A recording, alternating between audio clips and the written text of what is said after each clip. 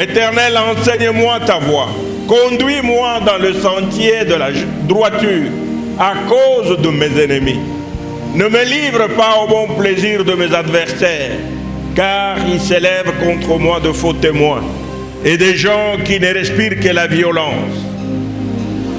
Oh, si je n'étais pas sûr de voir la bonté de l'Éternel sur la terre de vivants.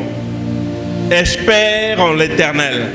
Fortifie-toi et que ton cœur s'affermisse. Espère en l'Éternel.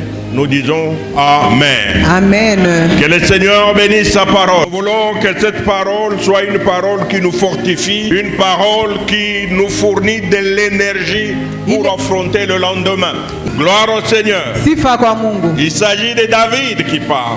Non seulement il parle, mais nous pouvons considérer comme ces psaumes comme étant des prières que David adressait à Dieu. Nous connaissons tous qui était David. Qui était-il? Un simple berger. Simple berger, David est passé, il est devenu roi.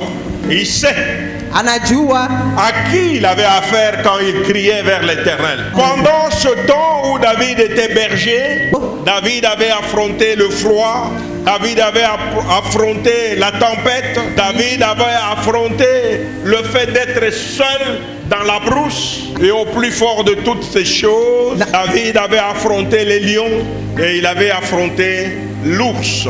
David, du berger au roi. La Bible nous montre que David est devenu roi.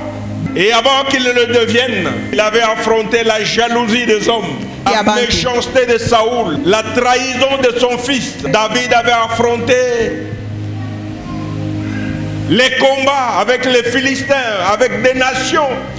David était passé par des situations difficiles, des moments où il était obligé de faire le fou.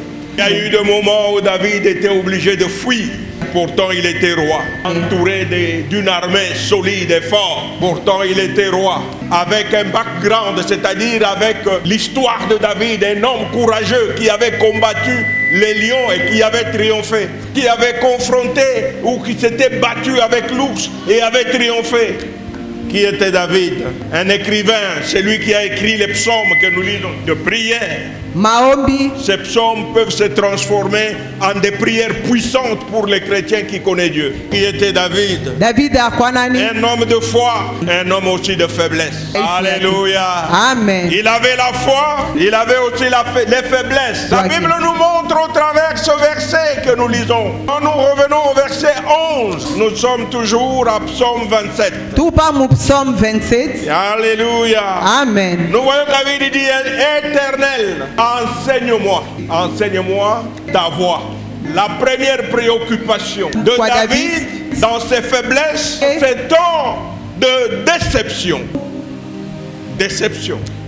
David avait une seule préoccupation, une préoccupation qui pouvait lui permettre de réussir. Il adresse une prière à Dieu. Il dit Seigneur, enseigne-moi ta voie. Nous allons parler de notre thème aujourd'hui. Fortifie-toi et que ton cœur s'affermisse. Alléluia. Amen. Fortifie-toi. Je parle à quelqu'un ce matin. Je dis fortifie-toi et que ton cœur s'affermisse. Dis à ton voisin, fortifie-toi et que ton cœur s'affermisse. Les deux là, vous ne parlez pas.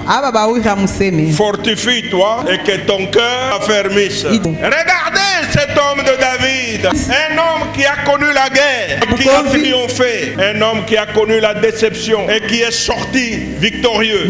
David nous donne le plan de sortir victorieux. Il dit Éternel, montre-moi ta voie. Éternel, enseigne-moi ta voie.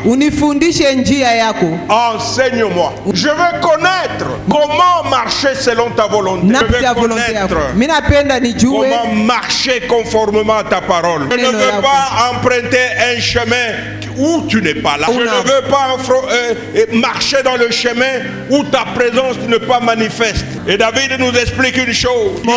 C'est à cause de mes ennemis.